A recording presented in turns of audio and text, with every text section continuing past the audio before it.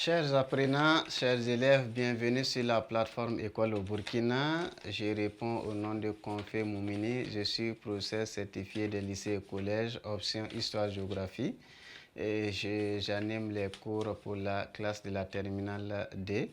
Pour cette séance, nous allons aborder la leçon numéro 4 du palier du chapitre 1, du palier numéro 2. Et qui va nous permettre d'aborder les problèmes de l'Afrique indépendante. Donc, leçon numéro 4, les problèmes de l'Afrique indépendante.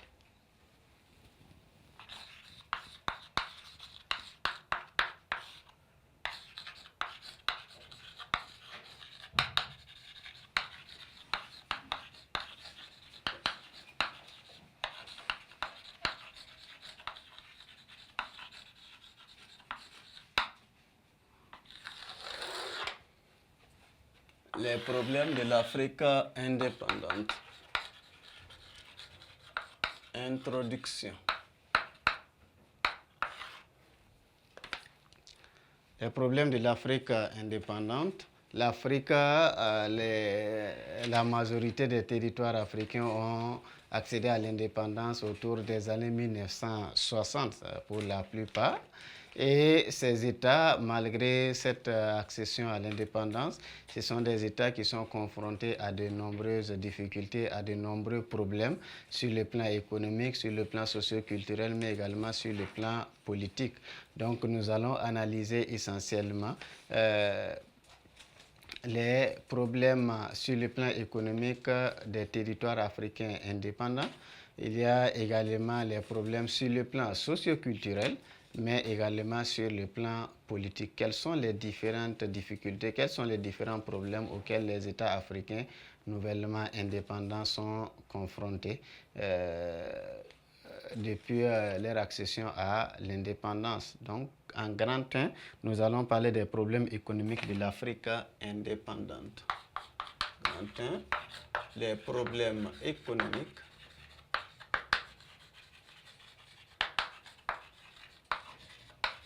de l'Afrique indépendante.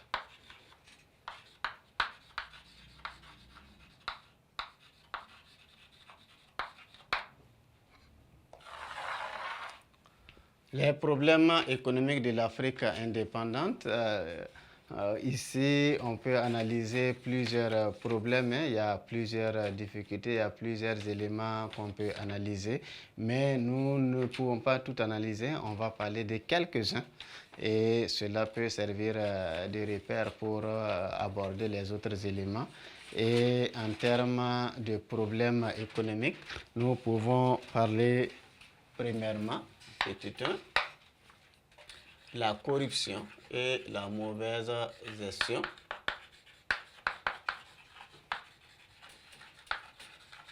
La corruption et la mauvaise gestion. La corruption et la mauvaise gestion. Et ces éléments font partie des éléments qui ont contribué à accentuer cette qualification de l'Afrique comme continent des pays sous-développés. Donc la corruption apparaît comme l'une des causes du sous-développement des États africains. Elle entraîne de grosses pertes à l'État et aux États du moins. La corruption entraîne de grosses pertes aux États et cela économiquement pèse beaucoup sur les budgets des différents États africains nouvellement indépendants. Il y a également la mauvaise gestion qui peut peut-être paraître comme la cause principale du sous-développement de l'Afrique. La mauvaise gestion, elle se manifeste à travers la gabegie, le népotisme, le détournement des fonds publics,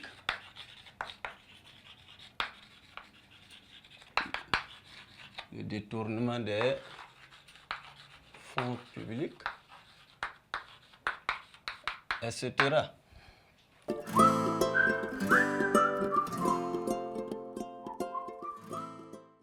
Donc la corruption qui entraîne de grosses pertes aux États africains, qui pèse lourdement sur le budget des différents États nouvellement indépendants.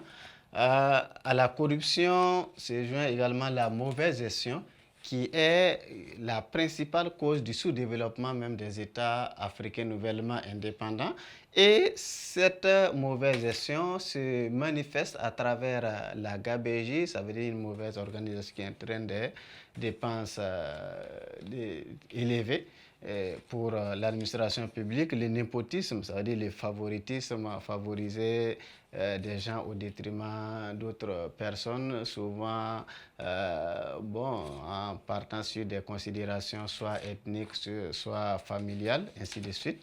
Il y a également le détournement des fonds publics.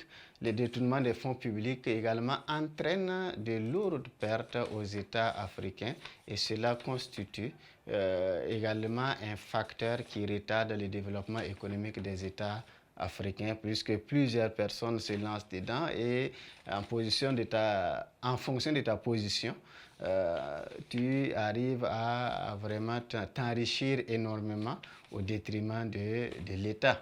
Et ces éléments-là constituent des problèmes économiques pour les États africains nouvellement indépendants.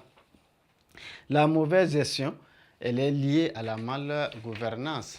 Une mauvaise gouvernance facilite la mise en place de l'installation de la mauvaise gestion et comme conséquence, nous avons des pertes économiques importantes, nous avons un retard dans le développement économique.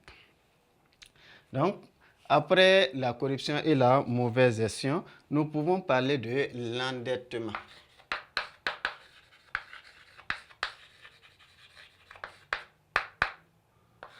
Nous pouvons parler de l'endettement. L'endettement, il faut reconnaître qu'après les indépendances, les États les États africains font face à de nombreuses difficultés économiques. Et pour résolver ces difficultés-là, pour résoudre les problèmes économiques, ils se réfèrent aux grandes puissances et également aux institutions financières internationales pour pouvoir avoir de quoi, en termes d'argent, pour pouvoir résoudre les problèmes économiques, pour pouvoir résoudre les difficultés économiques auxquelles ils font face.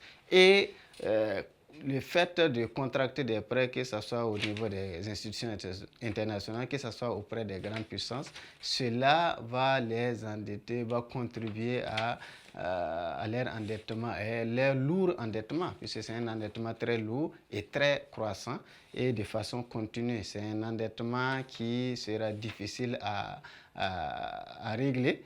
Et ces États sont permanemment dans l'endettement et ils ont du mal à s'en sortir parce que l'argent emprunté n'est pas bien géré et souvent cela contribue encore à accentuer les difficultés économiques, mais également la pauvreté, que ce soit des États, que ce soit des populations.